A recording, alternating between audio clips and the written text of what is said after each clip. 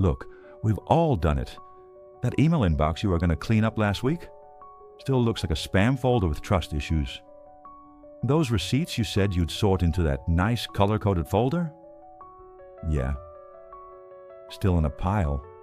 Somewhere. Growing like mushrooms in the dark. And the garage? Let's not even talk about the garage. There are things in there you're not sure are yours, or your neighbors, or left behind by the ancient Romans. And we tell ourselves, it's fine. I'll get to it tomorrow. Today's still sunny. Tomorrow it's going to rain. I should enjoy this moment. Which is code for, I'm about to avoid this again. And of course, a friend drops by, and you're not going to send them away. Because you're not a monster. So why do we do this? Why do we delay the things we actually want to be done with? Simple. Because in the moment, it feels like more effort than reward. And the consequences? Meh. They seem manageable. Until they're not. Until your to-do list stops being a list and starts becoming an epic saga, a Netflix original, starring you and your completely ignored tax folder. But here's where it gets interesting.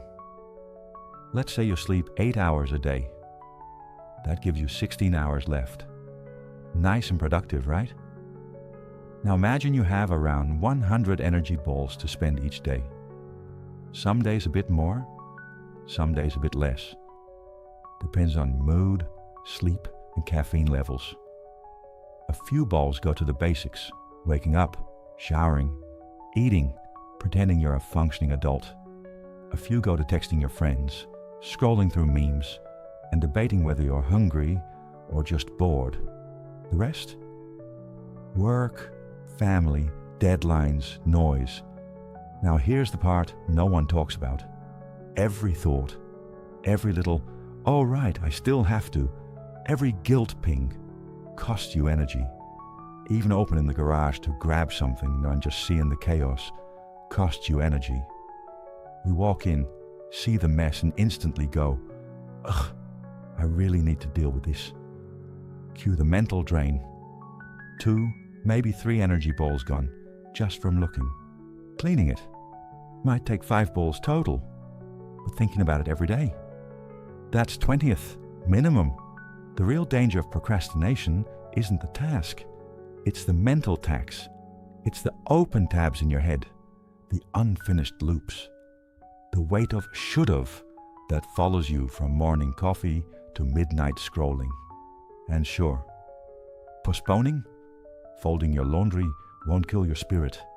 But what about that unopened letter from the tax office? The doctor's appointment you still haven't booked? That phone call to the friend you argued with months ago and never resolved? Those aren't just tasks. They're leaks. Tiny drains in your daily energy system. And you wonder why you're exhausted by 4 p.m. I get it. I really do. So what's the trick? Keep your to-do list short. Uncomfortably short. I know that sounds impossible, but it's not. Let me tell you what I do. And no, I'm not perfect. Far from it. My day usually starts around 7 a.m. The first thing I do, right after enjoying a peaceful breakfast, is clean out my email inbox. Why? Because once it's done, I don't have to think about it all day. If something's really urgent, they'll call me. Trust me, they always do. But that's still simple stuff. Just a morning routine. Inbox, coffee, done. But routines, I've got them for almost everything. And no, I didn't invent this. This is what the most effective, grounded people on the planet do. I just copied them. Shamelessly. Because it works. Take my shed, for example. It's my dumping ground. Everything ends up in there. Random cables, tools, that weird part from the barbecue I swear I'll fix one day. But here's the thing. When I need something from the shed, 0 energy balls. Why? Because twice a year, I clean it. Top to bottom. Doesn't matter if it's raining. Doesn't matter if I'm sick or my leg's hanging on by a thread. Shed day is shed day. No negotiations. And because I know it's coming, I don't have to think about it every time I walk past the chaos. I don't waste energy managing guilt. I trust the plan, and that gives me peace. Same goes for receipts. You know the ones. Floating around like lost dreams in coat pockets, bags, kitchen drawers. Those used to give me a headache. Till I got one thing, a big box. That's it. A box. Everything goes in. Every receipt. Every unopened letter. Every mysterious envelope from the tax office that makes your stomach drop. Then, every Saturday morning, I open it. All of it. Even the tax stuff. Especially the tax stuff.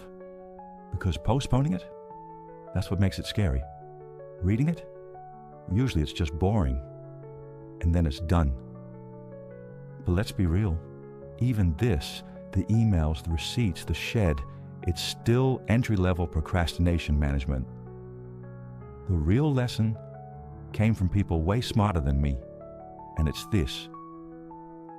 Always tackle the hardest thing first. That uncomfortable conversation with a friend, and don't wait till you feel ready. You won't. That difficult phone call, that job you've been dreading, that moment where you might hear something you don't want to know. Do it. First. Right away. No stalling. Because those are the things that burn through your energy faster than anything else. Not doing them costs you. Mentally, emotionally, quietly. They sit in the background like an app that never fully closes, draining battery, every hour, every day. And here's the twist. The second you do them, you get a refund. You reclaim all those invisible energy balls that were leaking away. And suddenly, you got fuel again. You feel lighter, sharper. You even stand up straighter without knowing why. That's not magic. That's relief. And relief is what focus feels like. So here's the deal. You don't need a bullet journal. You don't need the perfect productivity app with soothing nature sounds and unicorn-colored labels. You just need to do the hard thing. First. Because the truth is this.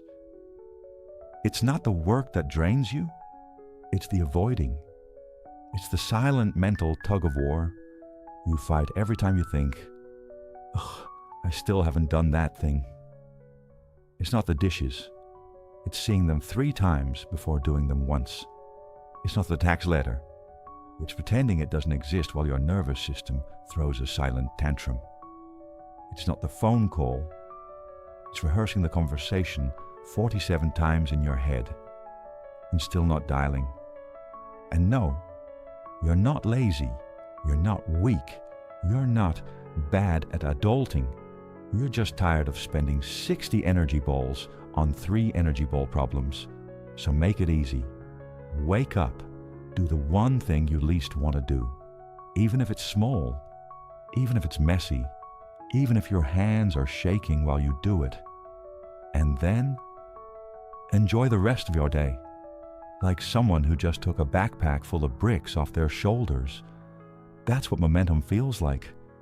And momentum becomes your best friend.